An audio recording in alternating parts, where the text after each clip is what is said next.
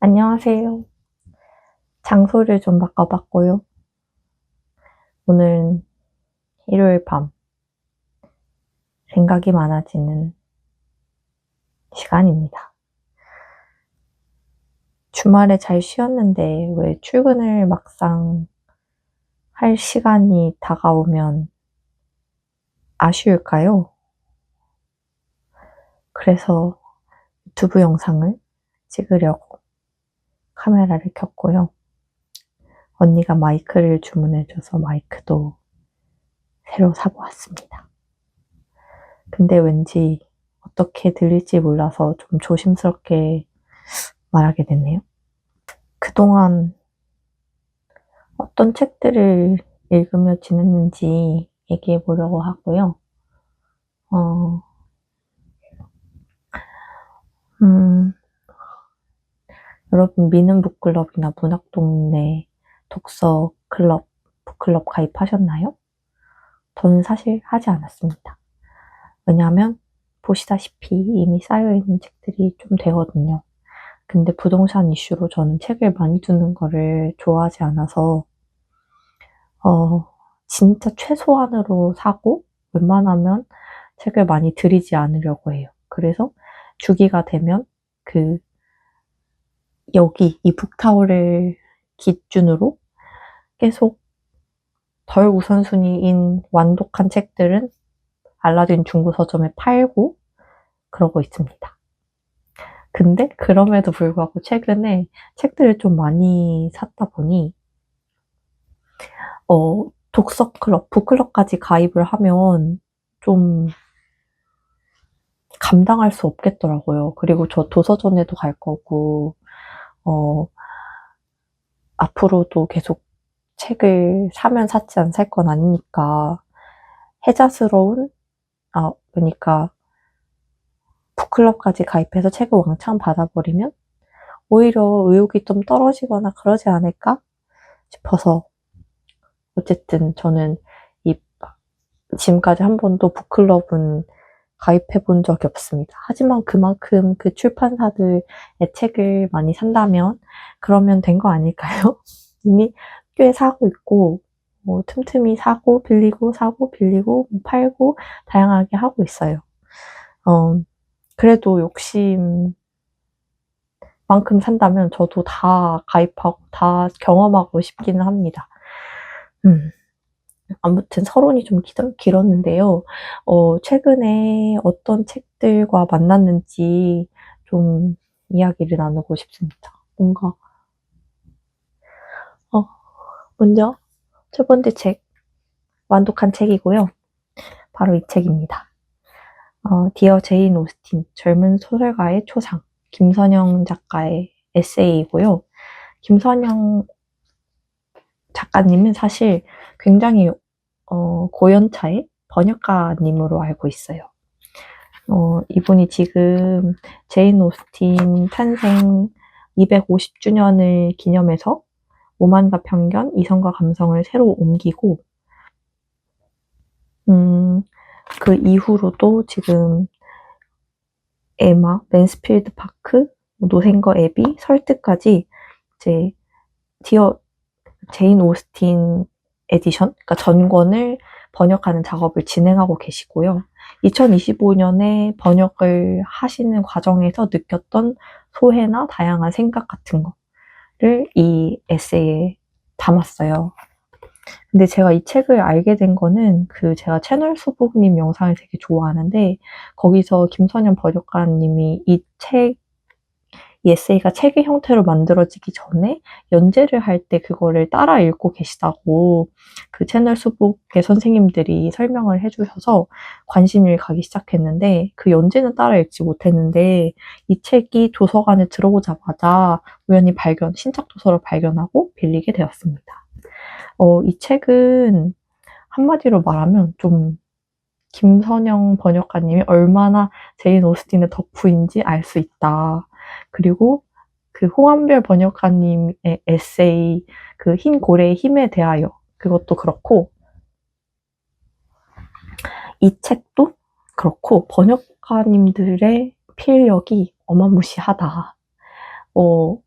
그리고 통찰력이나 이 업을 하시면서 갖게 되는 그런 전문 지식들, 그런 것들도 느껴지면서, 뭐, 저도 번역에 잠깐 관심이 있어서 클래스 101 수업도 듣고 이랬던 적이 있는데, 취미반처럼 잠깐, 발가락도 아니고, 이 발톱에 0.01g만큼 담근 적이 있는데, 와, 그렇게 단순히 볼 작업이 아니다. 진짜 번역도 하나의 예술이다라고 생각이 드는 그런 분야더라고요. 당연한 거지만, 근데 어쨌든 저희는 책을 읽는 독자로서는 작가에 조금 더 몰입하잖아요. 작가와 작품에. 그 사이에 번역가는 잘 안 보이는 존재. 매끄럽게 번역할수록 더 보이지 않고.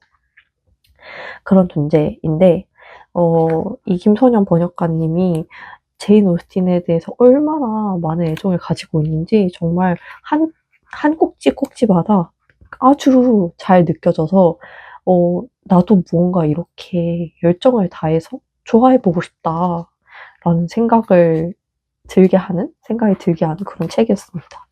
그리고 중간중간에 이렇게 표시해놓은 곳이 있는데, 저는 사실 이 포스트잇을 진짜 막 쓰는 편이에요. 막 예쁜 거 막 쓰지 않고, 그냥 그때그때 막 이상한 이면지 같은 거, 그 이면지스러운 어디서 뭐 홍보용으로 받은 그런 포스트잇 막 붙여놓고 하는데, 이것도 지금 뭐 쓰려고 포스트잇 붙여놓은 게 아니라 문자 표시하는데 이따만한 거 그냥 막 붙여놓고 그러거든요. 근데 어쨌든 저는 독서 용품을 그렇게 예쁘게 마련한 스타일 아니라는 점? 갑자기 얘기를 왜 했는지 모르겠는데. 그래서 문장. 제가 좋았던 문장을 설명해주고 싶어서 이렇게 펼치다가 저의 또 TMI를 남발해버렸습니다. 이 책은 처음이 좀 인상적이었어요.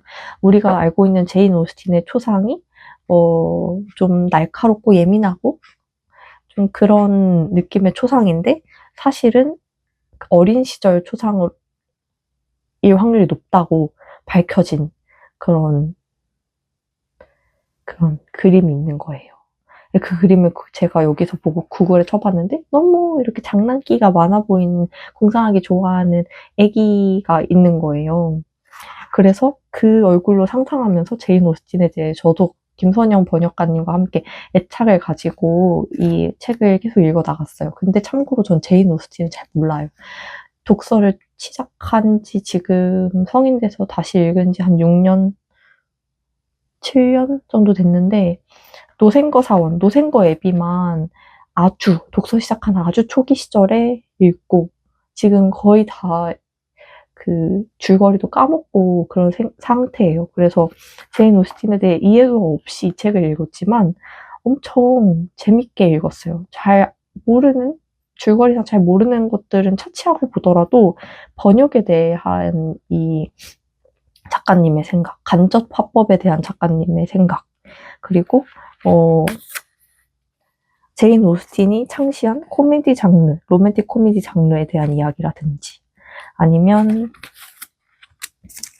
뭐가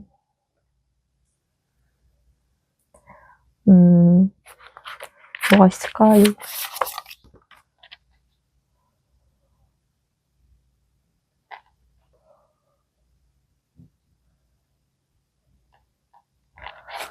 이런 문장 아주 좋았어요. 읽어드릴게요.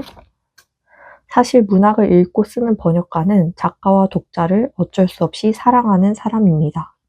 앵카슨이 말하듯 문학적 텍스트의 의미에 닿으려는 불가능한 욕구 자체가 본질적으로 에로스적인 것이기 때문입니다. 그 자체로는 어떤 교환 가치도 없는 문학적 텍스트는 어차피 사람으로서 사랑을 품고 접근하지 않는다면 그저 무의미한 허튼 소리일 뿐입니다. 모든 예술이 그러하듯 문학은 활자뿐 아니라 행간에서 활짝 열린 무한한 가능성으로 존재하고, 그 가능성을 포착하려면 읽는 자의 정성, 사랑이 반드시 필요하거든요. 이런 식으로 이제 번역이라는 건 결국에는 원전을 엄청 사랑하고, 그 사랑하는 원전을 옮겨보려는, 자신이 가진 모국어라든지 아니면 그 다른 언어로 어쨌든 옮겨보는 불가능한 작업을 하는 건데 그것 자체도 결국에는 독자가 읽어주지 않으면 가치가 없다. 그러니까 이 책이라는 것 자체는 작가와 그리고 때론 번역가 그리고 독자까지 있어야 의미가 있는 그런 텍스트다. 이런 얘기도 하시면서 좀 제인 오스틴뿐 아니라 전반적인 독서, 책, 뭐 번역 이런 거에 대한 생각을 주옥같이 말씀 주시고 있어서 엄청 잘 읽었어요. 그리고 이 책 자체가 전반적으로 어떤 사랑에 가까운 그런 내용이 아닌가. 막 사랑의 종말이 오는 시대라는 그런 이찬영님의 노래도 있고 그렇잖아요. 그리고 여기 보시면 어딨지? 여기에 그 임소라 작가님이 사랑보다 조금 더 짙은 얼굴이라는 작품을 내셨는데 여기도 사랑이 멸종한 시대가 그 배경으로 나오거든요. 그것처럼 삭막한 시대에 누군가에 대한 사랑, 문학에 대한 사랑, 제인 오스틴에 대한 사랑, 이렇게 사랑을 가득 담은 텍스트를 읽을 수 있다는 게 엄청 좋은 시간이었어요. 그래서 잘 읽었습니다. 혹시 제인 오스틴을 잘 모르시는 분이더라도 이 책을 한번 읽어보셔도 생각보다 재밌게 읽으실 수 있을 것 같고 제인 오스틴을 좀 더 알면 알수록 더 재밌는 책인 것 같기는 해요. 그래서 추천이냐 아니냐 하면 추천입니다. 그리고 두 번째 완독한 책은 요 카사노바 호텔. 요거는 그 해방촌에 있는 풀무질이라는 책방에서 사온 책이고요. 그 중고책으로 사온 거고, 이거는 중고책으로 샀다 보니까 제가 이렇게 뭐 표시 같은 거를 그냥 남겼어요. 그 막 밑줄 그으면서 읽고 그랬거든요. 그런데 제가 읽었던 아니에르노 작품 중에 가장 뭐 좋았거나 인상 깊은 작품이었다고 느끼지는 않고 제가 아니에르노를 읽을 때마다 느끼는 그 공감하는 그 지점은 비슷하게 계속 느낄 수 있어서 오랜만에 이 책, 아니에르노의 책을 읽을 수 있어서 좋았다? 그냥 그 정도 감상이 느껴진 책이었습니다. 특히 저는 중간에 밑줄을 많이 그었던 꼭지는 문학과 정치라는 요 챕터인데요. 1989년 여름에 완성하여 누베누베 15호에 발표한 그런 글이라고 합니다.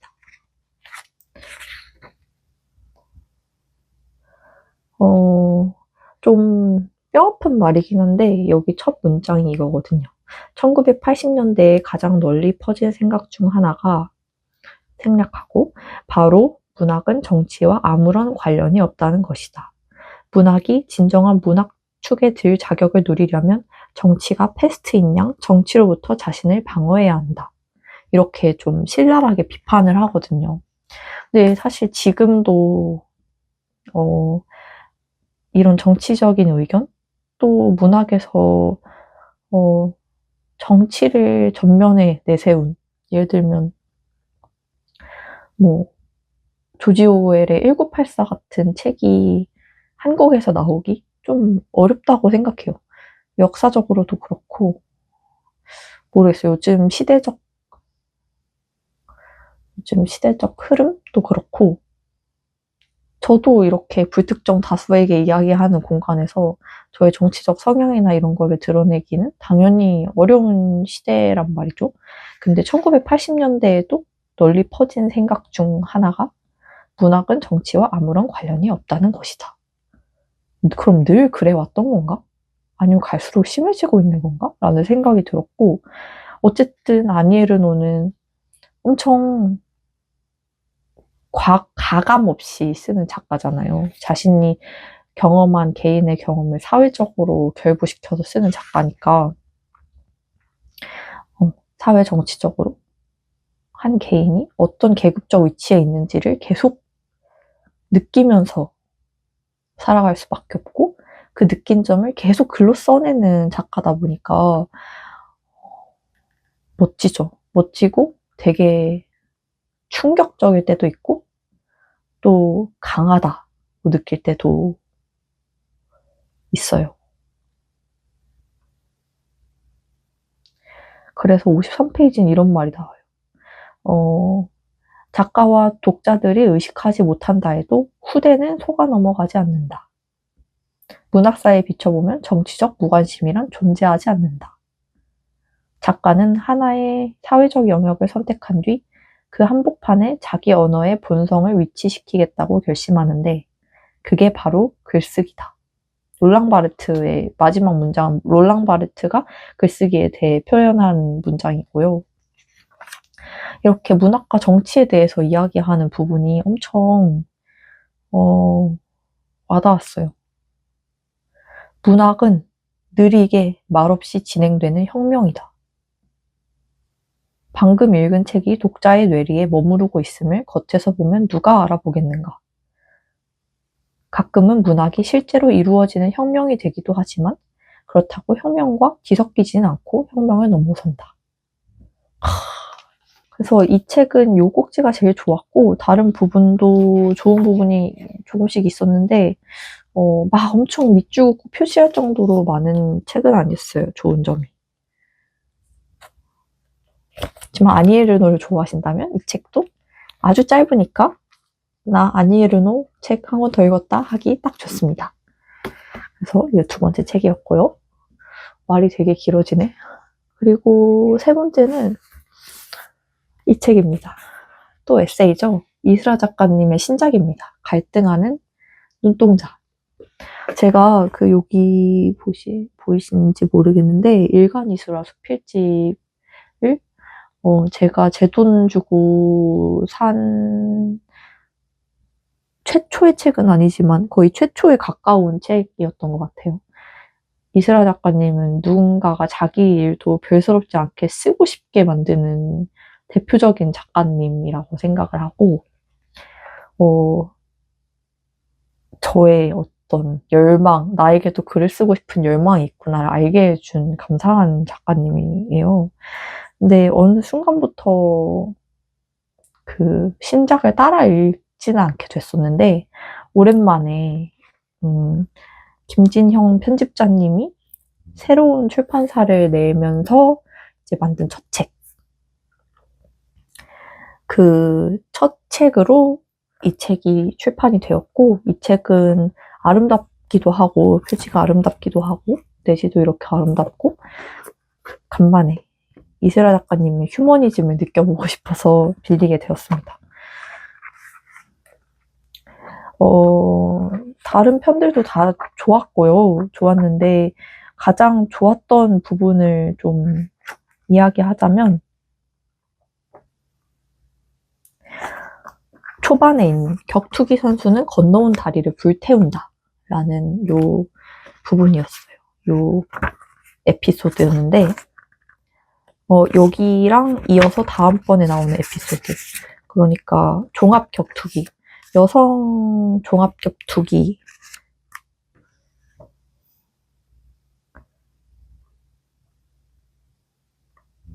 대한 내용이거든요.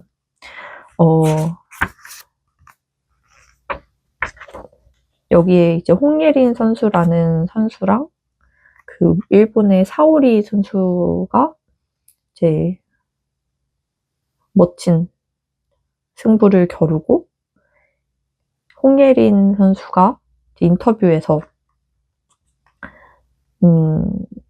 사실 이 경기가 자기가 마지막이었다. 자기에게는 마지막일 것 같다.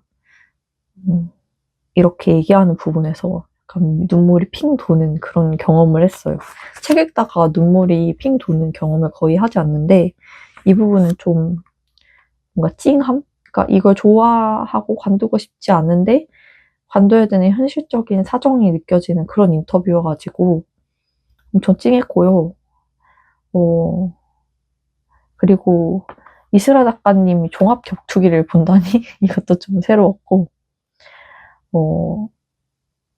어떤 승부가 있는 세계를 전 좋아하지 않는데 이 승부의 세계에도 아름다움이 있다는 게 저는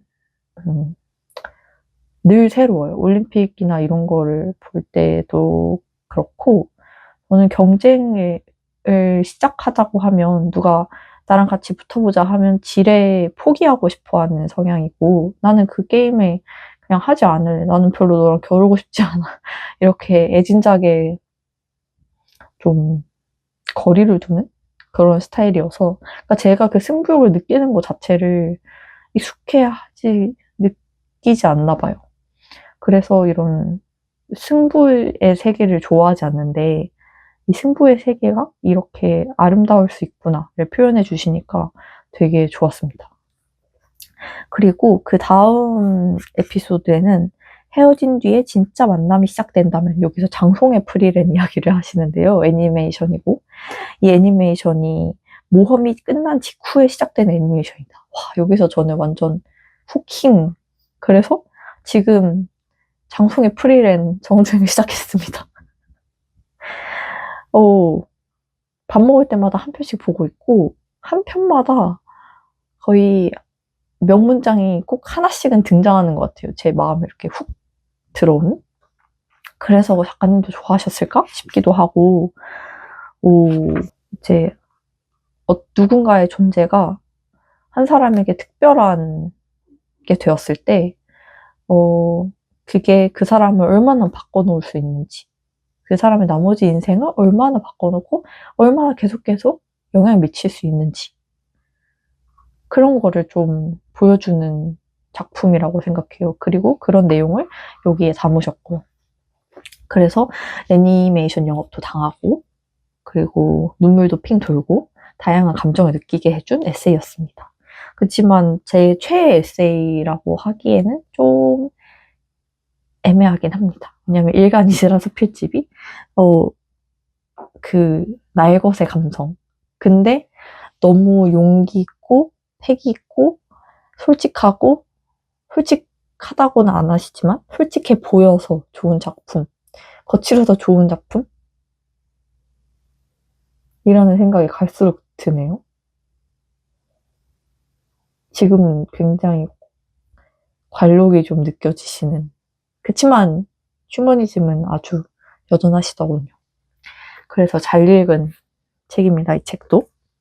그래서 일단은 그렇고요. 그 다음은 좀 옛날 책인데, 이거는 이제 파주에 놀러 갔을 때 산 한국 소설입니다.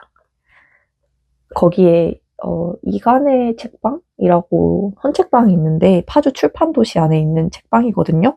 거기에서 얻어왔어요. 발견했어요.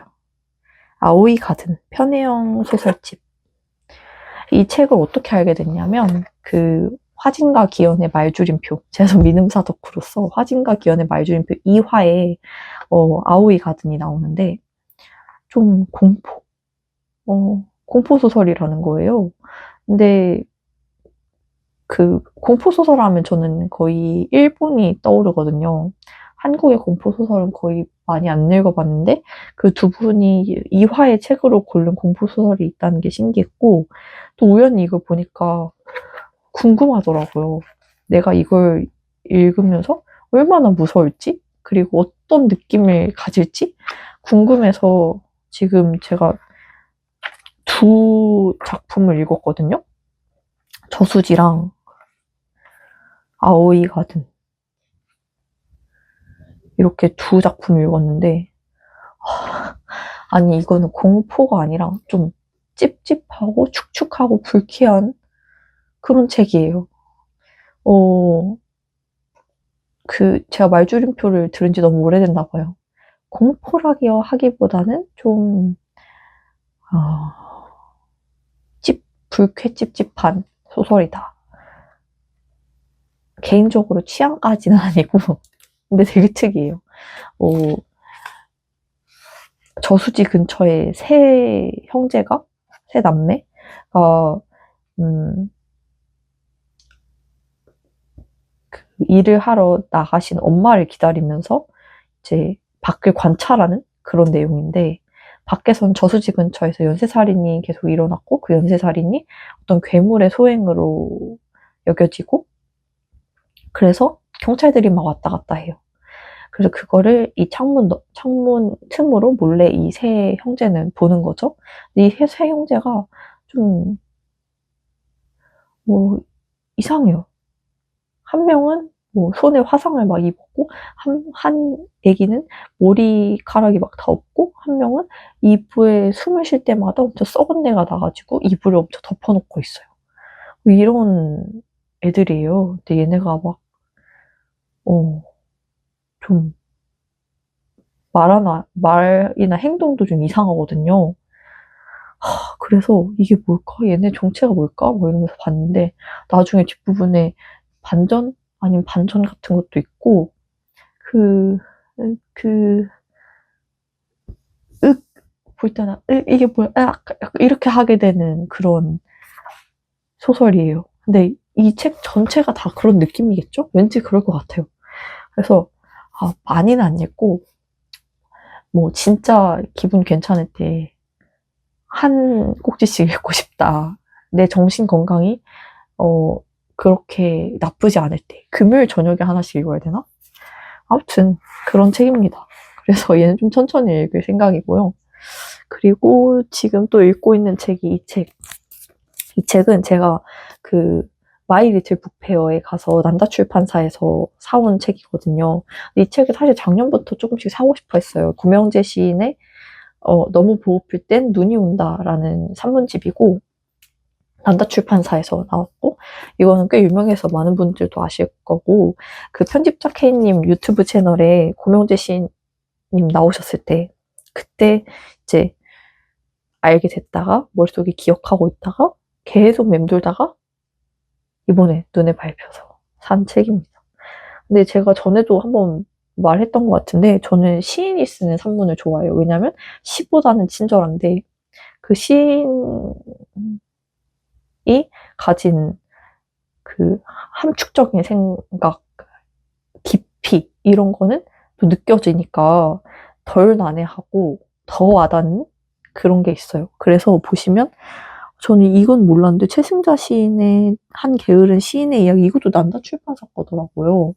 몰랐고 근데 이 책도 제가 좋아서 소장하는 책 많은 분들이 좋아하시는 책이고 박연준 시인의 산문 소란 이것도 제가 처음 한두 꼭지 읽고 오 이거는 내 스타일이다 해서 이제 산 책이고 그리고 이 책까지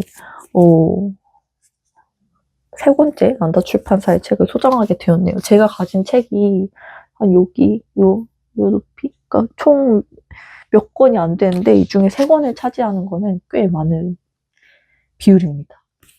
그래서 이 책은 되게 특이한 부분이 있고요. 보시면 그 한 꼭지가 다 단어로 이루어져 있고 되게 한 꼭지가 짧아요. 좀 길어봤자 한 다섯 여섯 페이지인가 뭐 이렇게 되고 여기에 나오는 꼭지 제목들이 다 무채색의 단어들이거든요. 예를 들면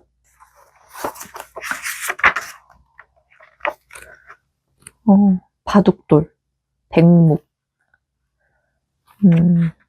빛, 뼈, 이런 것들 소재로, 그러니까 제목이 다 소재고 이거에 대한 고명재 시인의 에피소드나 생각이나 사유 뭐 이런 것들을 담아놓은 책이에요.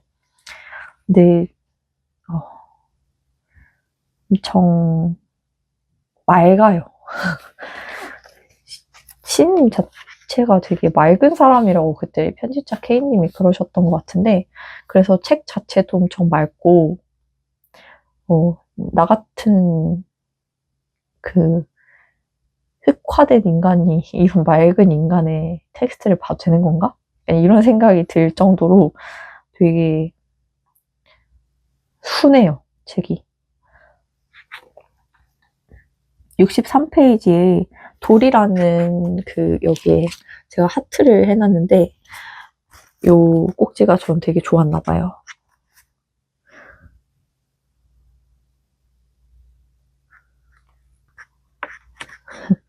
그 고명재 시인이 처음 시를 썼을 때 대한 이야기인데, 몽돌이라는 시를 쓰셔서 각 연마다 이 시에는 돌돌돌이라는 의성어가 치명적으로 배치되어 있었다는 거예요. 근데 이걸 떠올리기만 해도 귓바퀴가 빨개지지만 얼굴이 뜨거워지지만 그치만 이 처음이랑 시작을 그렇게 부끄러운데도 직시하면서 엄청 소중하게 생각한다는 게 너무 좋았어요. 그리고 이걸 이 산문집에 싣는 그 행위도 되게 귀여웠어요. 저는 이렇게 적었어요. 서툰 모습이 귀여워 보이지만 내 서툰 모습은 감당하기 어렵다. 제가 이렇게 막 유튜브 하는 것도 서투르고 다 서투른데 이거를 직면하는 게 너무 어려워요. 솔직히 잘할 수 없는 거 알겠는데 내가 서툰 모습은 남이 서툰 거는 귀여워 보이는데 왜 내가 서툰 거는 아주 못 보겠지? 이러거든요. 근데 역시 고명재 시인이 여기서 이제 돌돌돌 의성어가 들어가는 이제 몽돌이라는 역작을 첫 시로 쓰셨다는 게 첫 투고작으로 쓰셨다는 게 좀 위안이 된달까? 이분도 시작이라는 게 있구나. 정말 그런 미미한 시작이라는 게 있구나. 그럼 나도 미미한 시작이지만 용기를 좀 내보자. 이런 용기도 얻고 위안도 얻고 이런 에피소드가 있습니다. 이 책은 자기 전에 이렇게 머리에 그 베개 옆에 두고 읽고 있거든요. 그러기 딱 좋아요. 왜냐면 이게 어차피 한 꼭지 읽는데 해봤자 2, 3분 걸릴 때도 있고 엄청 짧아서 몇 줄 안 되는 것도 있으니까 2, 3분 걸릴 때도 있고 뭐 읽다가 졸리면 그냥 중간에 덮어놓고 자면 되니까 부담 없이 읽고 있어요. 오히려 한 번에 쫙 읽으면 시처럼 좀 진짜 시처럼 매력이 더 그러니까 내가 느끼는 어떤 감회가 떨어질 수 있는 작품이라고 생각해서 매일 조금씩 알사탕 까먹듯이 까먹고 있습니다. 이거는 완전 추천. 자기 전에 잠원집까지는 아니더라도 마음을 맑게 만드는데 약간 필요하시다면 왕추천입니다. 그리고 이번에는 이렇게 묶어서 좀 추천을 하고 싶은데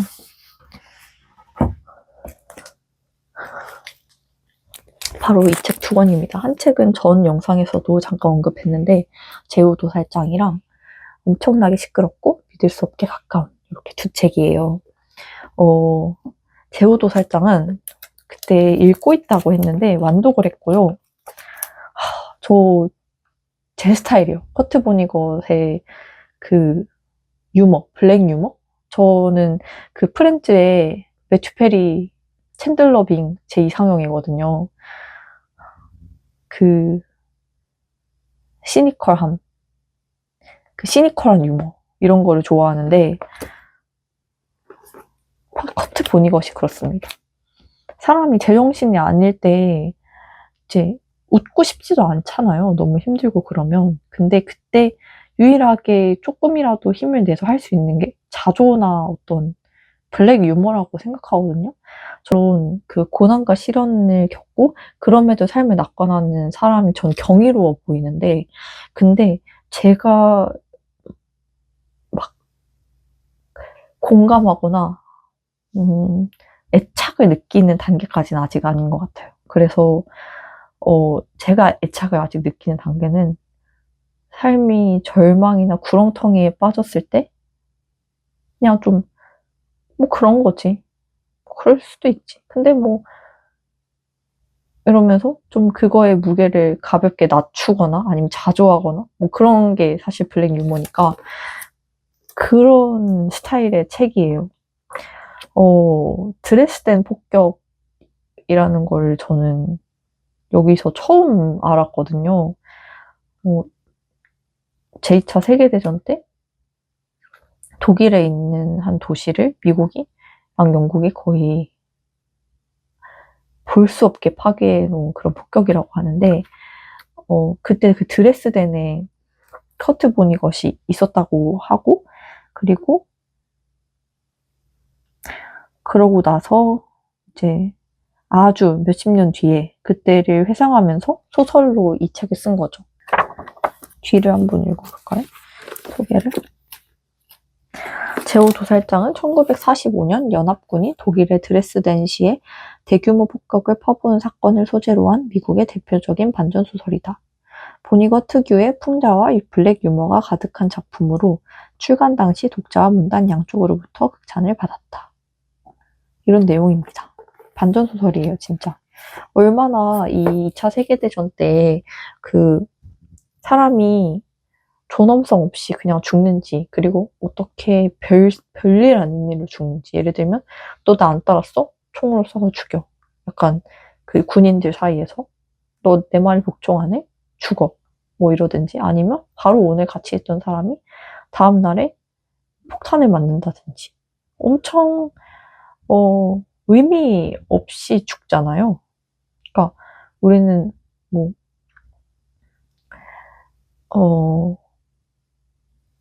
의미를 부여하지 않고 인생을 살아가기 사실 어려운 그런 종인데, 왜 내가 안 죽고 쟤가 죽었을까? 를 생각하면서 계속 고통받는 그 커트 보니것이 상상이 되거든요. 그런데 이 책을 쓰면서 계속 뭐 그런 거지.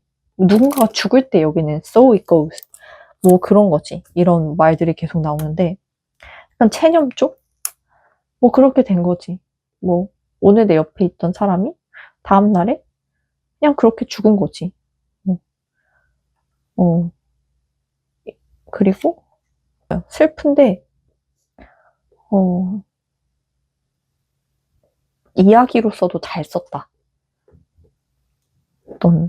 결국엔 문학은 우리가 이거에 대해서 몰입을 하고 뭔가 설득을 당해야 계속 읽어나갈 수 있다고 생각하는데, 설득이 아주 잘 되는, 몰입이 아주 잘 되는, 그리고 표시해놓고 싶은 문장도 되게 많았던 책이었어요.